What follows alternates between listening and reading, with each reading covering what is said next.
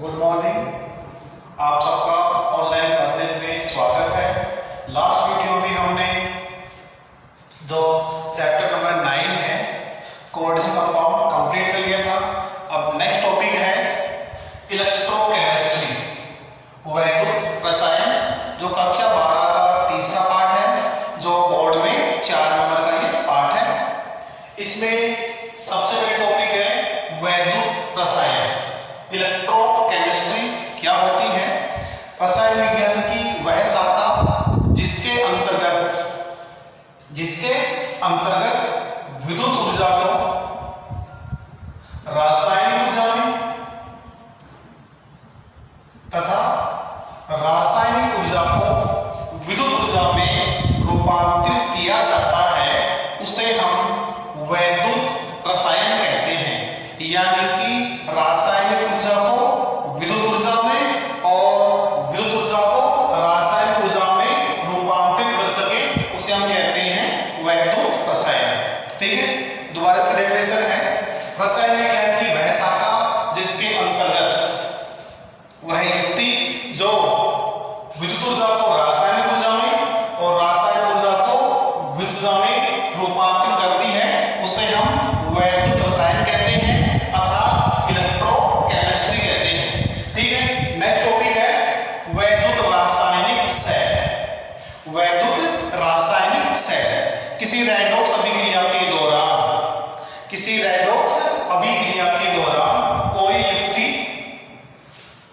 कोई युक्ति रासायनिक ऊर्जा को विद्युत ऊर्जा में रूपांतरित करती है, तो उसे वैद्युत रासायनिक सेल कहते हैं। ठीक है, जिसके एग्जांपल है डैनियल सेल, वोल्टियर सेल या गैल्वेनिक सेल।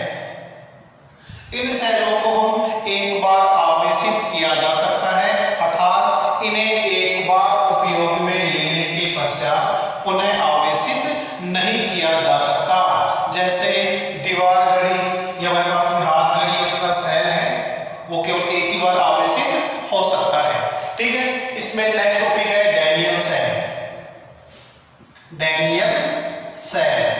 अब डैनियल सेल को हमारे डिटेल से पढ़ना है। डैनियल सेल क्या है, इसकी क्रियाविधि क्या है, बनावट क्या है, किस प्रकार कार्य करता है।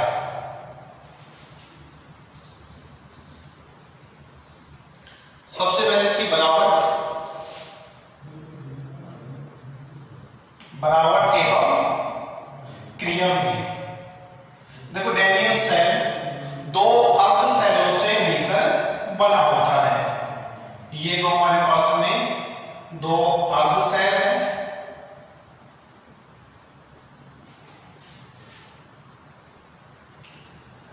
ये दो अर्ध सेल है।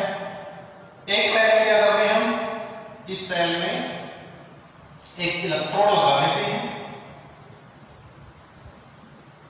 और ये जिंक इलेक्ट्रोड है, यानी जिंक की छड़ है। और इस पात्र में 1N सांद्रता वाला ZnSO4 का विलयन भर देते हैं। ठीक है, दूसरे अर्ध पात्र में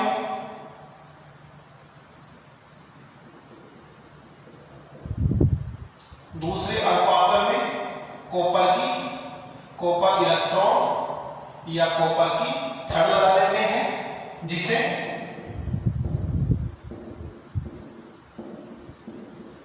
जिसे 1M सांद्रता वाले CuSO4 विलयन में डुबो देते हैं। ठीक है, फिर इन दोनों इलेक्ट्रोडों को एक चालक तार की सहायता से जोड़ दिया जाता है। ठीक है, फिर इन दोनों अर्ध सेलों को एक U आकार की नली के द्वारा जोड़ दिया जाता है।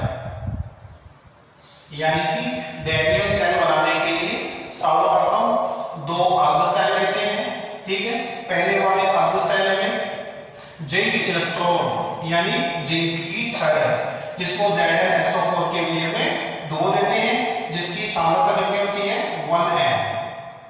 ठीक है, दूसरे अर्ध सेल में कॉपर इलेक्ट्रोड की छड़ को CuSO4 विलयन में डुबो देते हैं, जिसकी सांद्रता 1 मोल होती है, ये 1 m होती है। ठीक है, अब इन दोनों इलेक्ट्रोडों को एक चालक तार की सहायता से जोड़ दिया जाता है। चालक तार में ये कुंजी और फिर यहाँ पे वोल्टमीटर द्वारा जोड़ देते हैं। फिर इसमें एक U आकार की नली लेते हैं, जिसे हम कहते हैं लवण सेतु, और इंग्लिश में कहते हैं साल्ट ब्रिज। इस लवण सेतु में अक्रिय पदार्थ, इस लवण सेतु में क्या होते हैं, अक्रिय पदार्थ होते हैं, और अक्रिय पदार्थ में KN या Na2SO4 इत्यादि भरा होता है। एक में से कोई सा भी, या हम कह सकते हैं जेलेटिन, एगार सॉल्यूशन, इनमें से कोई सा भी एक भर देते हैं। भरने के बाद में क्या करते हैं, इसकी बनावट हो गई, और फिर क्रिया विधि देखो। सर्वप्रथम दोनों इलेक्ट्रोडों को चालक तार की सहायता से जोड़ने के पश्चात जैसे हम कुंजी को ऑन करते हैं, स्विच को ऑन करते हैं, तो स्विच को ऑन करने पर क्या होता है, देखो जो हमारे पास में जिंक इलेक्ट्रोड है, जिंक इलेक्ट्रोड का मानक अपचयन विभव कॉपर इलेक्ट्रोड से अधिक ऋणात्मक होने के कारण जिंक इलेक्ट्रोड एनोड का कार्य करता है। ठीक है, फिर जो कॉपर वाला इलेक्ट्रोड है, इसका मानक अपचयन विभव जिंक इलेक्ट्रोड की तुलना में अधिक धनात्मक होने के कारण यह कैथोड की भांति कार्य करता है। अब देखो, जो हमारे पास में एनोड है वो लेफ्ट साइड में है, इसको हम सोल्टी के द्वारा लॉन, और यहां पे लेंगे RC। ठीक है, L का मतलब है लेफ्ट साइड, लेफ्ट यानी बाया। O का मतलब है ऑक्सीडेशन, यानी कि यहां पे क्या होगा, ऑक्सीकरण होगा। A का मतलब है एनोड, A का मतलब क्या है, एनोड, और जो N है इसका मतलब नेगेटिव, यानी कि यहाँ पे जो एनोड है वो कैसा है, नेगेटिव का कार्य करेगा। यहाँ पे R का मतलब है राइट साइड, दूसरा R है, इसका मतलब है रिडक्शन, यानी कि अपचयन, और C का मतलब है कैथोड, और P का मतलब है पॉजिटिव। अब देखो इस डैनियल सेल में, ये डैनियल सेल है, इस डैनियल सेल में क्या होता है, जो हमारे पास में जिंक इलेक्ट्रोड है, जिसका मानक अपचयन विभव अधिकतम होने के कारण एनोड का कार्य करता है, और एनोड पे कैसा आवेश होता है, नेगेटिव। ठीक है, जो कॉपर इलेक्ट्रोड है, जिसका मानक अपचयन विभव जिंक इलेक्ट्रोड की तुलना में अधिक धनावेशित होता है, ये कैथोड की बात कार्य करता है, और कैथोड में कैसा होगा, पॉजिटिव। अब यहाँ पे क्या होता है, जो जिंक इलेक्ट्रोड है, इस जिंक इलेक्ट्रोड से इलेक्ट्रॉन यहां से निकलकर कैथोड इलेक्ट्रोड की ओर गमन करते हैं। ठीक है, यानी कि जो इलेक्ट्रॉन है, इलेक्ट्रॉन के लिए यहाँ पे जो जिंक इलेक्ट्रोड है वो उत्तरदायी है, और जो धारा का प्रवाह होता है वो इन इलेक्ट्रॉनों के विपरीत होता है, अर्थात कैथोड से एनोड की ओर धारा का प्रवाह होता है। ठीक है, और जो इलेक्ट्रॉनों का निष्कासन है वो कहां से होता है, जिंक इलेक्ट्रोड से। ये इसकी क्रियाविधि है। अब देखो यहाँ पे बीच में आपने साल्ट ब्रिज लगाया है, साल्ट ब्रिज का कार्य क्या है, साल्ट ब्रिज का कार्य है कि यहाँ से इलेक्ट्रॉन निकल के यहाँ पे जाएंगे, तो ये वहां के पास में ZnSO4 का विलयन है, जिसकी सांद्रता अधिक या कम नहीं होगी, यानी कि इनमें आयनिक साम्य बनाए रहता है। दूसरा, इन दोनों परिपथ को पूर्ण करता है। यह है लवण सेतु का कार्य, और लवण सेतु को हम एक दो खड़ी लाइन के द्वारा रिप्रेजेंट करते हैं, साल्ट ब्रिज को। ठीक है, अब आगे देखते हैं जो जिंक इलेक्ट्रोड है, जिंक इलेक्ट्रोड पे इलेक्ट्रॉनों का निष्कासन किस प्रकार होता है, यानी कि डैनियल सेल में होने वाली रासायनिक अभिक्रियाएं। तो सबसे पहले एनोड पर होने वाली अभिक्रिया। अब देखो एनोड पे कौन सी अभिक्रिया होगी, ऑक्सीकरण अभिक्रिया होगी, यानी कि ऑक्सीकरण या अर्ध ऑक्सीकरण अभिक्रिया, जिसमें क्या होगा, ये जिंक धातु है, इस जिंक धातु से क्या होगा Zn+2 और यहां से 2 इलेक्ट्रॉन क्या होंगे, बाहर निकलेंगे, इसको समीकरण नंबर 1 दे देंगे। फिर है कैथोड पर होने वाली अभिक्रिया। तो वहां पे कौन सी होती है, अर्ध अपचयन अभिक्रिया, ठीक है, वहां पे Cu है, Cu+2 और जो Cu है यहां से 2 इलेक्ट्रॉन क्या करता है, ग्रेड करता है और Cu बना लेता है। यह समीकरण नंबर 2। पूर्ण सेल अभिक्रिया,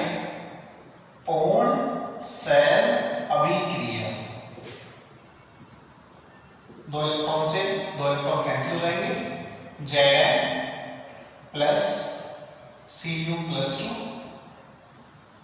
Zn+2 और Cu।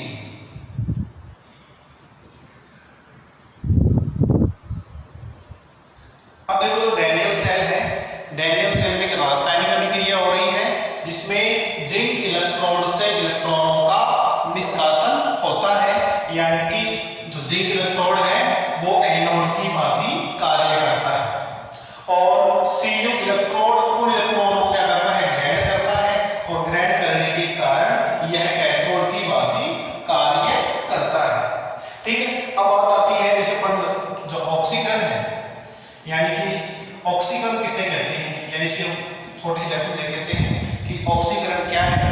यानी कि कोई भी रासायनिक अभिक्रिया हो रही है, किसी रासायनिक अभिक्रिया में यानी कि O2 का जुड़ना, यानी किसी भी रासायनिक अभिक्रिया में ऑक्सीजन का जुड़ना, या कह सकते हैं ऑक्सीजन में कैसा आवेश होता है, ऋणावेश, यानी किसी भी ऋणावेशित स्पीशीज का जुड़ना ऑक्सीकरण कहलाता है। साथ में H2 का निष्कासन, यानी हाइड्रोजन कैसा होता है, धनावेशित, यानी H2 अणु का निष्कासन हो या धनावेशित स्पीशीज का निष्कासन क्या कहलाता है, ऑक्सीकरण। नेक्स्ट है यानी कि ऑक्सीकरण अंक में वृद्धि होना, यानी किसी रासायनिक अभिक्रिया में ऑक्सीकरण अंक में वृद्धि होती है तो वहां पे कौन सी अभिक्रिया होती है, ऑक्सीकरण अभिक्रिया, ठीक है। यानी कि अभिक्रिया देखो यहाँ पे Zn, ठीक है, Zn आपके पास में एटम के रूप में है, यानी कि इसकी अवस्था कितनी है, 0 है, और यहाँ कितना हमारे पास में +2 है। तो ये कौन सी अभिक्रिया हो रही है, ऑक्सीकरण अभिक्रिया हो रही है। इसकी जो बनावट जो क्रियाविधि है उसको एक बार और देख लेते हैं। यानी कि डैनियल सेल को बनाने के लिए सर्वप्रथम हम 2 अर्धपात्र लेते हैं। पहले अर्धपात्र में, यानी कि जो पहले वाला अर्धपात्र है जो बाईं साइड में है, उस अर्धपात्र में हम ZnSO4 का विलयन बना लेते हैं, जिसकी सांद्रता कितनी है, 1m। इस पात्र में हम Zn इलेक्ट्रोड को डुबो देते हैं, ठीक है। फिर दूसरा पात्र है, दूसरे पात्र में CuSO4 का विलयन करते हैं, जिसकी भी सांद्रता कितनी है, 1m है। इस वाले पात्र में भी हम कॉपर इलेक्ट्रोड को डुबो देते हैं, ठीक है। अब इन दोनों परिपथ को जोड़ने के लिए इन दोनों इलेक्ट्रोड हैं, इनको एक चालक तार की सहायता से जोड़ देते हैं, जिसमें एक स्विच होता है और वहां पे वोल्टमीटर लगा देते हैं, ठीक है। फिर साथ में इन दोनों जो अर्धपात्र है इसमें एक U आकार की नली सेतु कहते हैं। उस लवण सेतु में अक्रिय पदार्थ भरे जाते हैं, जैसे कि NO3 है, Na2SO4 है, एगार सॉल्यूशन है, जिलेटिन है, इनमें से कोई सा भी एक पदार्थ भर देते हैं। अब ये पदार्थ लवण सेतु क्यों लेते हैं? लवण सेतु के मुख्य दो कार्य होते हैं। एक कार्य ये है, यह इस परिपथ को क्या करता है, पूर्ण करता है। दूसरा, इन दोनों इलेक्ट्रॉनों की जो आयनिक साम्य है उसको बनाए रखता है। ठीक है। फिर यहाँ पे जो क्रियाविधि कैसी होती है, किस प्रकार क्रिया करता है, इसमें क्या होता है, जैसे स्विच को ऑन करेंगे तो ऑन करने पर क्या होगा, जो हमारे पास में जिंक इलेक्ट्रोड है, यानी जिंक इलेक्ट्रोड का मानक अपचयन विभव कॉपर इलेक्ट्रोड की तुलना में अधिक ऋणावेशित होने के कारण यह एनोड की भांति कार्य करता है। और डैनियल सेल में जो एनोड है वो इलेक्ट्रॉन को क्या करता है, मुक्त करता है। ठीक है। फिर हम इसको सोच के देख सकते हैं, लोन के द्वारा जो हमारे पास में लेफ्ट साइड में है वो किस प्रकार कार्य करेगा, जो ऑक्सीजन कार्य करेगा या एनोड होगा या कैसा उस पर आवेश होगा। तो एल का मतलब है लेफ्ट साइड, यानी बाईं तरफ। ठीक है, ये दाईं तरफ है, ये बाईं तरफ है। ठीक है। ओ का मतलब क्या है, ऑक्सीडेशन यानी कि ऑक्सीकरण। ए का मतलब क्या है, एनोड। और एन का मतलब है नेगेटिव, यानी कि लेफ्ट साइड में इसका सी है, हमारे पास में जो पात्र है वो कैसा कार्य करेगा, एनोड का कार्य करेगा। और एनोड कैसा होगा, यानी एनोड में क्या होगा, इलेक्ट्रॉनों का निष्कासन होगा। ठीक है।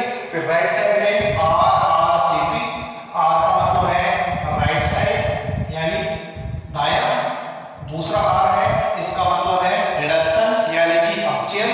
सी का मतलब क्या है, कैथोड। और पी का मतलब क्या है, पॉजिटिव, यानी कि जो यहाँ पे जो कैथोड है, यानी कि वैद्युत रासायनिक सारणी में हम जिंक और कॉपर इलेक्ट्रोड का अध्ययन करें तो हम पाएंगे वो जिंक इलेक्ट्रोड है उस पर उसका जो मानक अपचयन विभव है वो कितना होगा, नेगेटिव में है। ठीक है। और ये पॉजिटिव में है, माइनस 0.76 वोल्ट होता है, ये प्लस 0.34 वोल्ट होता है। ठीक है। तो जिसका मान नेगेटिव में अधिक होता है, यानी इन दोनों स्पेसिस में हम देखें तो जिसका मान नेगेटिव में अधिक होता है वो ऑक्सीकरण का कार्य करता है, यानी कि वो कैसा होगा, वो एनोड की भांति कार्य करेगा। और जिसका मान पॉजिटिव में अधिकतम होगा वो कैथोड की भांति कार्य करता है। अब इसमें जैसे स्विच को ऑन करेंगे, ऑन करने पर क्या होगा, यहाँ से जो जिंक इलेक्ट्रोड है, यहाँ से इलेक्ट्रॉनों का निष्कासन जिंक इलेक्ट्रोड से कॉपर इलेक्ट्रोड की ओर होगा। ठीक है। तो धारा का प्रवाह है इसके जस्ट विपरीत होता है, यानी धारा प्रवाह के लिए जो उत्तरदायी होता है वो कौन होता है, कॉपर इलेक्ट्रोड होता है। यानी कि ऐसा आपके पास में कोई भी डैनियल सेल हो या कोई भी वोल्टेज सेल हो जिसमें जो कॉपर इलेक्ट्रोड यानी कि जो भी कैथोड का कार्य करेगा, यानी कि धारा प्रवाह के लिए कैथोड का जिसमें आपने स्पेसिस ली है या जो भी मेटल आपने इलेक्ट्रोड लगाया है वो सदैव किस कार्य करता है, यानी धारा प्रवाह के लिए वो उत्तरदायी होगा। ठीक है। और जो एनोड वाला होगा वो इलेक्ट्रॉन निष्कासन के लिए उत्तरदायी होगा। फिर इस साइड में जो अभिक्रिया होती है, यानी कि हमें ये एक रेडॉक्स अभिक्रिया है और रेडॉक्स अभिक्रिया में ऑक्सीकरण और अपचयन दोनों साथ साथ होते हैं। इस अभिक्रिया में ऑक्सीकरण भी हो रहा है और अपचयन भी हो रहा है, यानी कि जिंक इलेक्ट्रॉन ऑक्सीकरण कार्य कर रहा है और ये वाला इलेक्ट्रॉन अपचयन का कार्य कर रहा है। देखो डैनियल सेल में होने वाली रासायनिक अभिक्रिया, यानी बड़ा एनोड की बात करें तो एनोड में क्या हो रहा है, ऑक्सीकरण यानी अर्ध ऑक्सीकरण अभिक्रिया। ये Zn इलेक्ट्रोड है, यहाँ से इलेक्ट्रॉन निकलेंगे यानी Zn+2। अब यहाँ से दो इलेक्ट्रॉन क्यों निकले हैं, क्योंकि जो जिंक है वो सदैव +2 ऑक्सीकरण अवस्था प्रदर्शित करता है और जिंक को हम संक्रमण का तत्व नहीं मानते हैं, क्योंकि इसकी जो अवस्था है, ऑक्सीजन अवस्था है वो क्या होती है, निश्चित होती है। यहाँ से दो इलेक्ट्रॉन निकल जाएंगे, यानी इलेक्ट्रॉनों का निकलना क्या हो गया, ऑक्सीडेशन हो गया। दूसरा है कैथोड पर होने वाली अभिक्रिया, यानी कैथोड में क्या होगा, अपचयन होगा, अर्ध अपचयन अभिक्रिया। यहाँ पे Cu+2 है। ठीक है। अब Cu+2 में क्या होंगे, दो इलेक्ट्रॉन डिवाइड होंगे तो Cu बन जाएगा। फिर यहाँ से दो इलेक्ट्रॉन कैंसिल हो जाएंगे, Zn फिर Cu+2 और Zn+2 और Cu। यानी इस अभिक्रिया आपके पास में रेडॉक्स अभिक्रिया है। इस अभिक्रिया में ऑक्सीकरण व अपचयन दोनों हो रहे हैं। यहाँ पे जिंक का क्या हो रहा है, ऑक्सीकरण हो रहा है और कॉपर में क्या हो रहा है, अपचयन हो रहा है। ठीक है। नेक्स्ट देखते हैं कि डैनियल सेल है, इस डैनियल सेल में किस प्रकार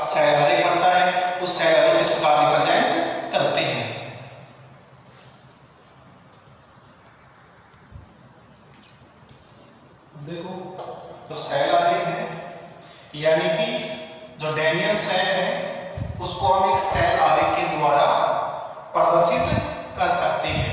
अब देखो इन दोनों डैनियल सेल में बीच में क्या लगा रखा है, इसमें साल्ट ब्रिज है, यानी कि सेल आरेख को प्रदर्शित करने के लिए सबसे पहले हम जो हमारे पास में लवण सेतु है उस लवण सेतु को डबल खड़ी लाइन के द्वारा प्रदर्शित किया जाता है, यानी कि दो खड़ी लाइन लेंगे।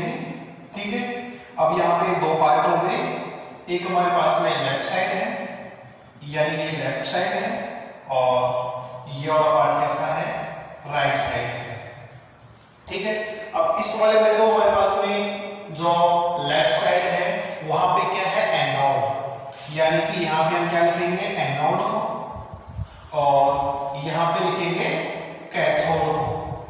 ठीक है, एनोड को व्यक्त करने के लिए जो हमारे पास एनोड है इसको व्यक्त करने के लिए सबसे पहले लिखेंगे धातु, सबसे पहले लिखेंगे धातु, फिर सिंगल लाइन, फिर धातु आयन, धातु आयन, और फिर छोटे कोष्ठक में धातु आयन की सांद्रता को। ठीक है, यानी कि सेल आरेख को रिप्रेजेंट करने के लिए सबसे पहले हम लवण सेतु को एक डबल खड़ी लाइन के द्वारा व्यक्त करते हैं। ठीक है, फिर दो पार्ट हो गए, एक लेफ्ट साइड होगी एक राइट साइड होगी। लेफ्ट साइड में देखो इस डैनियल सेल में जो लेफ्ट साइड है वो क्या है, एनोड है, यानी ये वाला पार्ट क्या होगा, एनोड, ये वाला पार्ट क्या होगा, कैथोड। ठीक है, अब एनोड को रिप्रेजेंट करने के लिए सबसे पहले धातु, और धातु यहाँ पे कैसे रहेगी, ठोस अवस्था में, फिर धातु के आयन। ठीक है, और धातु आयन है इसके साथ में छोटे कोष्ठक में धातु आयन की सांद्रता को हम लिख देंगे। ठीक है, फिर नेक्स्ट यहाँ पे जो राइट साइड है, राइट साइड में क्या होगा, कैथोड। ठीक है, और कैथोड फिर यहाँ पे डबल लाइन। ठीक है, कैथोड को व्यक्त करने के लिए पहले लिखते हैं धातु आयन, धातु आयन, और धातु आयन के साथ छोटे कोष्ठक में धातु आयन की सांद्रता, फिर सिंगल लाइन और फिर धातु। इस प्रकार किसी भी डैनियल सेल, वोल्टियर सेल या गैल्वेनिक सेल के लिए हम सेल आरेख रिप्रेजेंट कर सकते हैं, व्यक्त कर सकते हैं। अब यहाँ पे इस डैनियल सेल के लिए हमारे को सेल आरेख बनाना हो तो कैसे बनाएंगे, देखो सबसे पहले हम साल्ट ब्रिज को डबल लाइन के लिए रिप्रेजेंट कर देंगे। फिर हमारे पास में जिंक धातु है, ये जिंक धातु हो गई। ठीक है, फिर यहाँ पे सिंगल लाइन आ जाएगी, फिर ZnSO4 यानी कि हमारे पास में जिसका सॉल्यूशन दे रखा है हम कहते हैं Zn+2 लिख सकते हैं या ZnSO4 लिख देंगे। ठीक है, यहाँ पे Zn+2 ले लेंगे, और साथ में हमारे पास में क्या है 1m सांद्रता का सॉल्यूशन लिया था। फिर डबल लाइन जाएगी, फिर Cu+2 यानी धातु आयन, और ये हमारे पास में वही 1m का है, और सिंगल लाइन और Cu, और फिर ठोस, यानी कि ये डैनियल सेल के लिए, डैनियल सेल के लिए सेल आरेख है। यानी इस प्रकार हम डैनियल सेल का सेल आरेख बना सकते हैं। ठीक है, इसके द्वारा हम रिप्रेजेंट कर सकते हैं कौन सा कैथोड है, कौन सा एनोड है। हम बता सकते हैं कि ये वाला धातु जो आपके पास में लेफ्ट साइड में है ये एनोड की बात कार्य कर रहा है, ये वाला कैथोड की बात कार्य कर रहा है। यहाँ से इलेक्ट्रॉन बाहर निकल रहे हैं, ये इलेक्ट्रॉन को ग्रहण कर रहा है। ये हमारे पास में डैनियल सेल है। ठीक है, यानी डैनियल सेल क्या है, किस प्रकार की बनावट है, किस प्रकार कार्य करता है वो हमने देखा है। ठीक है, इसको हम थोड़ा सा एक बार और रिपीट कर देते हैं। यानी कि आज हमने क्या पढ़ा था, वैद्युत रसायन यानी रसायन विज्ञान की वह शाखा जिसके अंतर्गत हम विद्युत ऊर्जा को रासायनिक ऊर्जा में या रासायनिक ऊर्जा को विद्युत ऊर्जा में परिवर्तित करते हैं, रूपांतरित करते हैं, उसे हम कहते हैं इलेक्ट्रोकेमिस्ट्री यानी कि वैद्युत रसायन। ठीक है। अब अपने पार्ट इसी का पार्ट है वैद्युत रासायनिक सेल। अब सेल क्या होते हैं, सेल की युक्ति या सेल क्या होता है, यानी कि सेल का कार्य क्या है, विद्युत ऊर्जा को रासायनिक ऊर्जा में या रासायनिक ऊर्जा को विद्युत ऊर्जा में परिवर्तित करना। अब देखो प्राइमरी सेल है जिनको हम प्राथमिक सेल कहते हैं। डैनियल सेल के प्राथमिक सेल है, यानी जो प्राथमिक सेल है उन्हें हम केवल एक बार उपयोग में ले सकते हैं, यानी कि इन्हें हम बार बार आवेशित नहीं कर सकते। अब देखो जो वैद्युत रासायनिक सेल है, ठीक है, यानी कि वे सेल या युक्ति जो किसी रेडॉक्स अभिक्रिया के दौरान रासायनिक ऊर्जा को विद्युत ऊर्जा में रूपांतरित करते हैं, यानी रासायनिक ऊर्जा को विद्युत ऊर्जा में रूपांतरित करते हैं, वैद्युत रासायनिक सेल कहलाते हैं। वैद्युत रासायनिक सेल को हम, जिसका एग्जांपल है डैनियल सेल है, या किसी का नाम है गैल्वेनिक सेल कह दो या वोल्टियर सेल कह दो, ठीक है। फिर हमारे पास में डैनियल सेल। अब हमने जो डैनियल सेल पढ़ाया है इसमें दो प्रकार के इलेक्ट्रोड काम में लिए हैं, ठीक है। एक हमने जिंक इलेक्ट्रोड लिया है, एक कॉपर इलेक्ट्रोड लिया है, ठीक है। अब देखो डिपेंड ये करता है इसमें कौन सा कैथोड का कार्य करेगा, कौन सा एनोड का कार्य करेगा। अगर हमारे को वैद्युत रासायनिक जो सारणी है उसके यदि हमारे को मानक अक्षय योग याद है तो हम उसके आधार पे भी हम कैथोड व एनोड को बता सकते हैं कौन सा कैथोड होगा, कौन सा एनोड होगा। अगर देखो यहाँ पे जिंक है, जिंक का मानक अक्षय योग होता है -0.76 वोल्ट, और जो कॉपर है इसका मानक अक्षय योग होता है +0.34 वोल्ट।